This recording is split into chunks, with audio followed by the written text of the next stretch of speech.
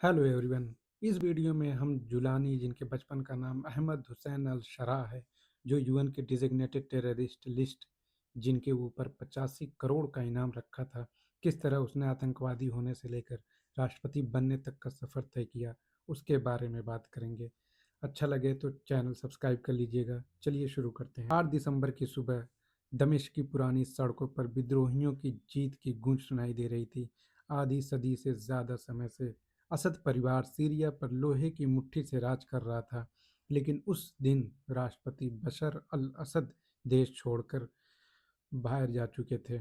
इस ऐतिहासिक बदलाव के केंद्र में था एक व्यक्ति जो कभी रहस्य और बदनामी से घिरा था, अहमद हुसैन अल शरा, जिन्हें उनके जंगी नाम अबू मोहम्मद अल जुलानी के नाम से जाना जाता है। इराक में अमरीकी कैदी से लेकर सीरिया के विद्रोही गठबंधन के नेता तक, जिसने मध्य पूर्व के सबसे पुराने शासन को उखाड़ फेंका। अमेरिका और संयुक्त राष्ट्र द्वारा स्पेशली डिजिग्नेटेड ग्लोबल टेररिस्ट घोषित व्यक्ति से लेकर जनवरी 2025 में राष्ट्रपति के अंतरिम राष्ट्रपति तक का सफर तय किया। यह कट्टरपंथी बदलाव, रणनीतिक व्यवहारिकता और विद्रोह से राजनेता बनने तक की धुंधली लकीरों की दास्तान है। युद्धों, जेलों, नाम बदलावों और कूटनीतिक प्रयासों से भरा यह सफर अंतहीन बहस पैदा करता है। क्या वह सुधरे हुए क्रांतिकारी हैं या भेड़ की खाल में भेड़िया?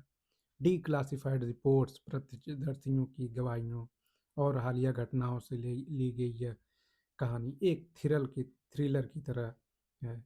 आइए इस यात्रा में डूबे जो सीरिया को नया आकार दे रही है। प्रारंभिक जीवन में निर्वासन की जड़ें और असंतोष के बीच अहमद हुसैन अल शरा का जन्म 29 अक्टूबर 1982 को सीरिया में नहीं बल्कि सऊदी अरब के रियाद में हुआ। उनका परिवार गोलान हाइट्स से था, जो 1967 के 6 दिवसीय युद्ध के बाद 1981 में इसराइल द्वारा कब्जा लिया गया विवादित क्षेत्र है। अल शरा परिवार जैसे कई अन्य विस्थापन का बोझ ढो रहा था। उनके पिता एक टीचर थे, माँ उनकी सऊदी वैभव के बीच सीरियाई पहचान सिखाई, लेकिन 1980 के दशक के अंत में दमिश्क लौटने पर युवा अहमद को हाफिज अल असद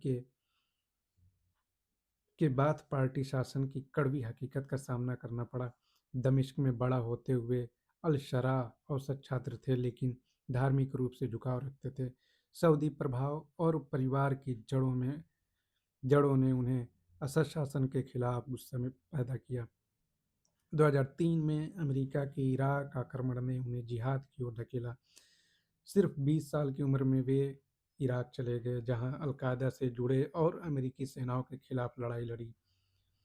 इराक में जिहाद और कैद, अमेरिकी दुश्मन बनना। इराक में अल-शरा जल्दी ही अबू मुसाब अल-जरकावी के अल-कायदा इन इराक में शामिल हो गए। वे कुशल लड़ाके बने, लेकिन 2005-2006 के आसपास अमेरिकी सेनाओं ने उन्हें गिरफ्तार कर लिया। वे कुख्यात कैंप बुक्का जेल में बंद हुए, जहां अबू बकर अल बगदादी जैसे कई जिहादी मिले। यहाँ नेटवर्किंग और रणनीति बनाने का मौका मिला। 2011 तक रिहा होने के बाद सीरिया में अरब स्प्रिंग के दौरान असद के खिलाफ विद्रोह शुरू हुआ। बगदादी ने उन्हें सीरिया भेजा, जहां अल शरा ने जबात अल नुसरा की स्थापना की, अल-कायदा की सीरियाई शाखा। 2013 में अमेरिका ने उन्हें आतंकवादी घोषित किया और 2017 तक $10 मिलियन का इनाम रखा। 2013 में आईएसआई ने खुद को आईएस घोषित किया और नुसरा को अपने में मिलाने की कोशिश की, लेकिन अल शरा ने अल-कायदा प्रमुख अयमान अल जवाहिरी की वफादारी चुनी। 2016 में बड़ा बदलाव हुआ। उन्होंने अल-कायदा से नाता तोड़ा, ग्रुप का नाम जमात फतह अल-शाम रखा और 2017 में हयात तहरीर अल-शाम, जिसे एचटीएस के नाम से जानते हैं।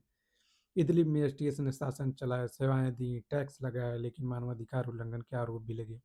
अल-शरा ने सूट पहनना शुरू किया, मीडिया इंटरव्यू दिए, खुद को मॉडरेट रखा। 2020 तक एचटीएस ने इदलिब पर कब्जा जमाया। 8 दिसंबर को दमिश्क पर कब्जा, असद को रूस भाग के जाना पड़ा। अल-शरा उर्फ जुलानी ने उमैयाद मस्जिद में जीत का भाषण दिया। जनवरी 2025 में विद्रोही सम्मेलन में अल-शरा को अंतरिम राष्ट्रपति नियुक्त किया गया। एचटीएस को भंग कर सेना में मिलाया। उन्होंने समावेशी सरकार, चुनाव और राष्ट्रीय सम्मेलन का वादा किया। 2025 में तेज कूटनीति, सऊदी, तुर्की, कतर से मुलाकातें की। मई में ट्रंप से याद में मिले। अमेरिका ने एसटीएस को टेररिस्ट लिस्ट से भी हटा दिया, सैंक्शन भी हटाए। नवंबर में व्हाइट हाउस में भी विजिट की। पहली बार किसी सीरियाई नेता ने व्हाइट हाउस विजिट किया था। यूएनजीए में भाषण दिया, यूएन की सैंक्शंस भी हटाए। लेकिन चुनौतियां कम नहीं थी। अल्पसंख्यकों पर हमले हुए, आईएसआईएस हमले हुए, और दिसंबर 2025 तक अशरा सीरिया के राष्ट्रपति अभी फिलहाल हैं। अलकायदा के पूर्व सदस्य से वैश्विक नेता तक उनकी व्यवहारिकता ने स्थिरता लाई, लेकिन अतीत के साए बाकी हैं। किसी और के बारे में डिटेल में जानना है तो कमेंट करिए। आप किसके बारे में जानना चाहेंगे? मैं आपके कमेंट का इंतज़ार करूंगा। थैंक यू सो मच यहाँ तक सुनने के लिए।